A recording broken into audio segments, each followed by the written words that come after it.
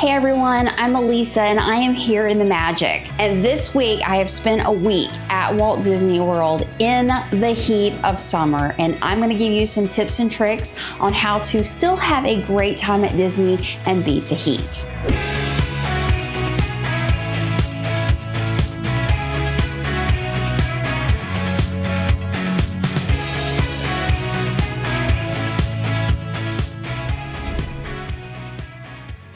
Okay, so first off, let's talk about things that will help you feel more comfortable outside and prevent sun damage to your body. First off, you need good sunscreen and a lot of it. You need to make sure you have enough sunscreen for your entire family. Here's my recommendation. This is the Neutrogena brand, high SPF. So for the body, SPF 70, and these are within TSA regulations. Everything I'm going to be talking about is going to be if you're flying, because most people are flying to Florida. So we want to be flight friendly. This size bottle with Neutrogena will fit in your carry-on bags, and they're about $10 a bottle, but they last a long time. And let me just preface and say, please, please, please do not use spray sunscreen on yourself or your kids. It does not protect like a lotion does. I've seen so many people. I learned this lesson myself. I used to think that the spray was more convenient, so I used it and I was getting sunburn. I'm like, why am I getting sunburn? I'm putting sunscreen on. It's because when you spray, only a small percentage of that is actually soaking into your skin. You have to spray it and then rub it in. But if you watch other people spray, you see that at least 50% of what's coming out of that can is going out into the air and not onto your skin. So lotion, lotion, lotion. You can use any sunscreen you want, but use a high SPF. This is a 70. I'd say 50 and above is probably good. The sun here in Florida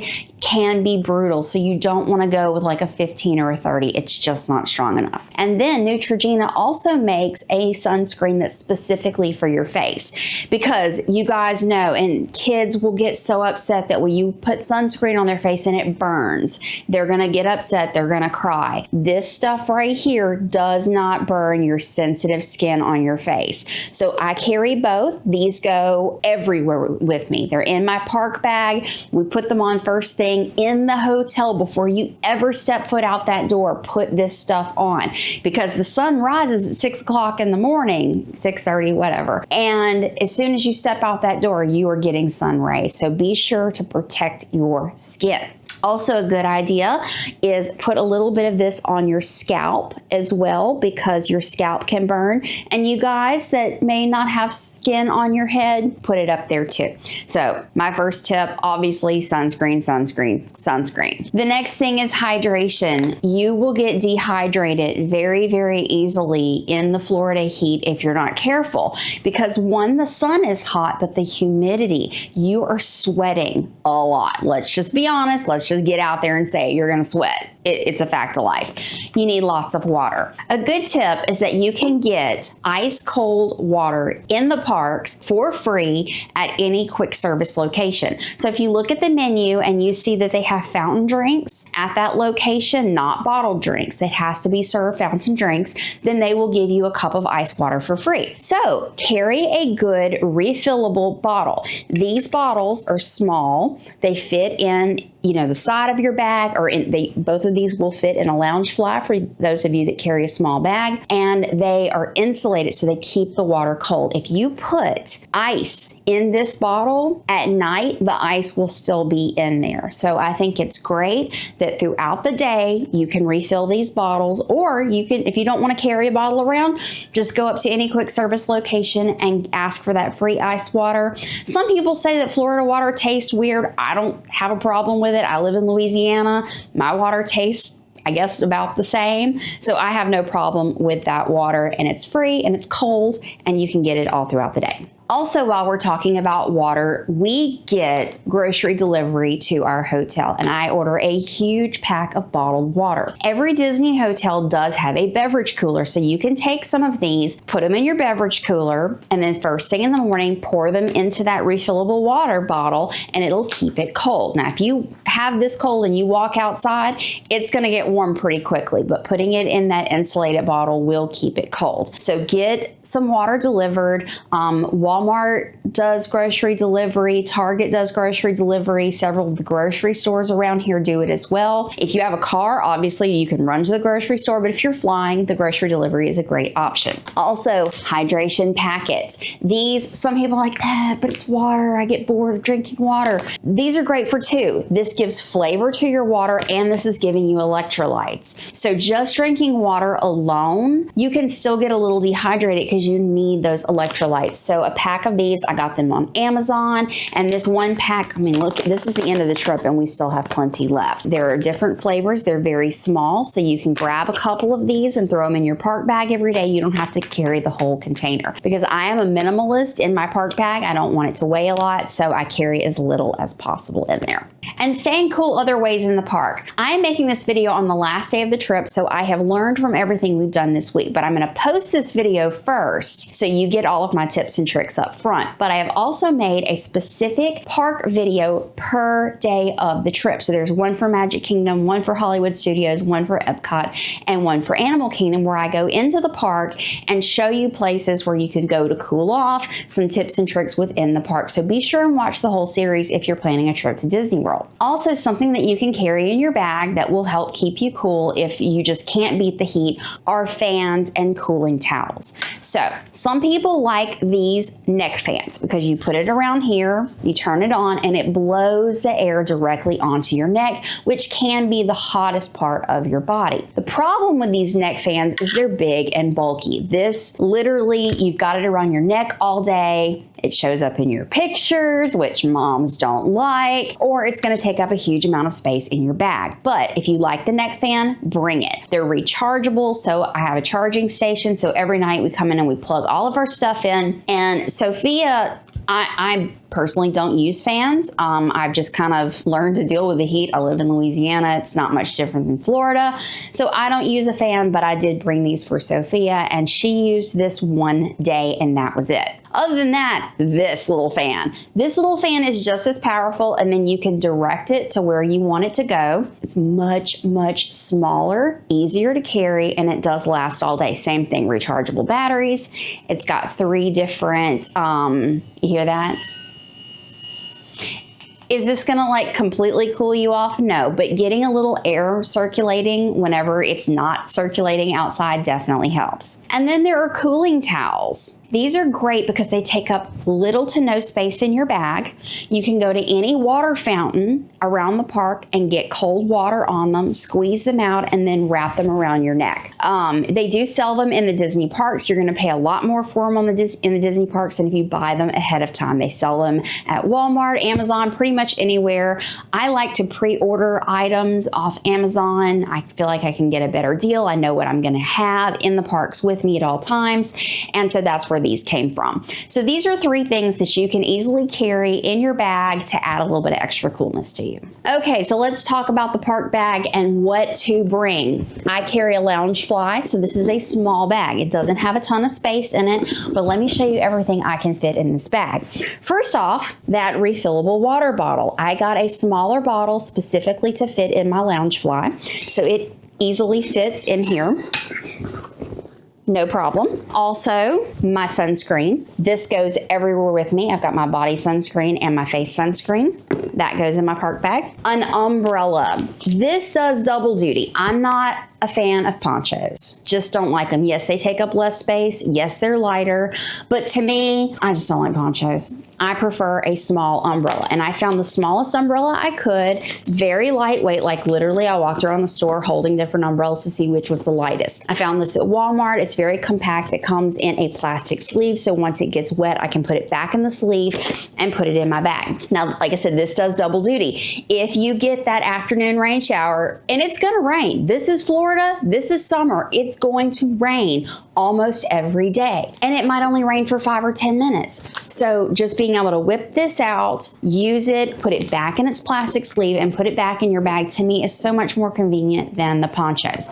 If you are going to carry an umbrella, be aware of your surroundings. Don't hit other people with your umbrella, obviously, be aware of that. But I do like my umbrella. And then, I keep saying double duty. If you're in a spot where you can't get out of the sun, you can always open your umbrella and you've got a little bit of sun protection. For instance, we were at Hollywood Studios and we were in line to meet Woody and Jesse. And in that line, Toy Story Land, brutally hot, very little shade. They have 3 big umbrellas in that line. Well, half the time you're in that line, you're not getting in the shade. And Woody and Jesse have to take breaks. And so there was a point where Woody and Jesse were taking a break and we were in the direct sun. So I whipped out my umbrella, cocked it to where me and Sophia were both in the shade, and I only kept it open long enough while they were on their break, and then I put it back away. So this can be sun protection as well. A poncho can't do that. Okay, so that goes in my bag. Again, very light. Now once that water bottle has water in it, it's a little bit heavier, but not much. See, I've got everything in there. Fan, cooling towel, hairbrush, hand sanitizer. Please, for the love of God, carry hand sanitizer. Wash your hands frequently, but after every ride, you're touching things that other people have touched. It's a great idea to carry the hand sanitizer after each ride. Get a little bit, keep your hands clean, keep the sickness away. So that goes in. I'm a chapstick girl, so that goes in. Okay, front pocket of the bag. What do I have in here? A mini deodorant. Yeah, like I said, it gets hot. This is a good idea to carry. Also, if you have thicker thighs, let's just go with that. Deodorant Works is a good chafing prevention as well. They do sell anti-chafing sticks, but I have found Deodorant Works just the same, and that way you're carrying less things. So we have definitely had this problem, me and Jason, in the past, where we were getting that chafing on the inside of our thighs. So if you just put some of that on deodorant or a chafing stick, it does help prevent that. So deodorant's a good thing to pack. And Band-Aids. Lots and lots of Band-Aids, because you're walking literally, I think my lowest day was 19,000 steps. My highest was 29,000 steps. So you walk a lot at Disney. So even the best of shoes, you're going to develop some blisters. So carry these. I also carry blister pads. Great to carry in the bag. And then also I have my hydration packs. So I always throw a couple of these in the bag every day and I am good to go. So you see, I'm carrying everything I need for a great day in the parks in a small lounge fly. It's not too heavy and we're good to go. Another tip I have is your footwear. So a lot of people wear tennis shoes or sneakers to the theme parks. That's great because 1, they're comfortable. 2, they give great support. So if you have the right shoes, then you've got more comfortable feet walking those 20,000 plus steps. You do need to make sure you have good, comfortable shoes. You're walking a lot. This is not the day to have a cute pair of shoes to match your outfit. This is not the day to break in a new pair of shoes at Disney. Yeah, I've made that mistake before too, and I paid for it. Don't do it. It's about comfort at the theme parks, not style. Be cute, up here. Don't worry about being cute on your feet. I personally don't like tennis shoes or sneakers because they make my feet hot. And if it's hot outside, I don't need extra heat on my feet. So some great options are Crocs. I personally don't like Crocs. That's just a style thing for me. Sophia wore Crocs a lot of the trip and she said they were very comfortable. She did wear them sometimes with a very thin sock. That way they did not rub on her, but they were a great option. Another option is these Birkenstocks. So these are the lightweight, I don't know what material they're made out of. They're not the leather. They can get wet. They dry quickly. They mold to your foot and they are super comfortable. You can buy them online. I found these at a surf shop.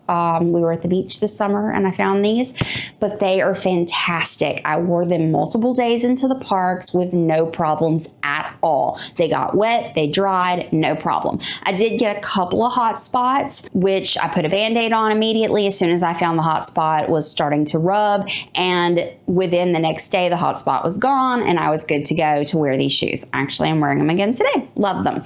They're very comfortable. No, these are a little pricey. I think they were about $65, $70, but I mean, I'm wearing them for way more than just Disney. These are like, they're just great shoes. Another pair of great shoes are these, and I will put a link to these. I found these on Amazon and they've got a really weird name. They're like a plantar fasciitis flip-flop. But what I like about these is they have arch support. I can literally wear these for 30,000 steps. These are the ones I had on for my 30,000 steps day. No problem. My feet don't hurt because they've got a nice soft sole. They've got the arch support. They are very, very comfortable. These are the shoes that I wear 90% of my life. I love them. Anyone who knows me, they know that these are my shoes. I've even worn these to Alaska. I mean, come on, they're comfortable. The only problem with these shoes is this band right here. It is a braided material, and if it gets wet, then it definitely starts to rub. So if you are looking at the forecast and it's a heavy percentage of rain, maybe not wear these. If it's a low percentage of rain, wear them. I think actually 2 days this week that we were here, it didn't rain at all, which was a blessing because it's summer in Florida and it usually rains every day. So I did get a couple of days with no rain, no problem. There was one day where it rained for about an hour and these did get wet and I did get a couple of little hot spots. But again, a quick little Band-Aid. You're going to get hot spots from tennis shoes. Seriously, Sophia got one on the back of her ankle from rubbing. It doesn't matter what shoes you wear. They can be the most comfortable shoes you've ever worn. When you're walking 20,000 steps a day, it's gonna rub somewhere. So those Band-Aids are very, very important. Bring lots of them. Okay, so that's my shoes. Now let's talk about when you get back to the hotel at night, how to soak your feet, rest your feet, recuperate for the next day. I've got two things to show you. First off, a nice bag of Epsom salt. And this is almond and shea butter and almond oil. A lot of the Disney hotels have bathtubs. Some have just showers only, but most of them do have bathtubs because this is a family hotel and, you know, kids want a little bath.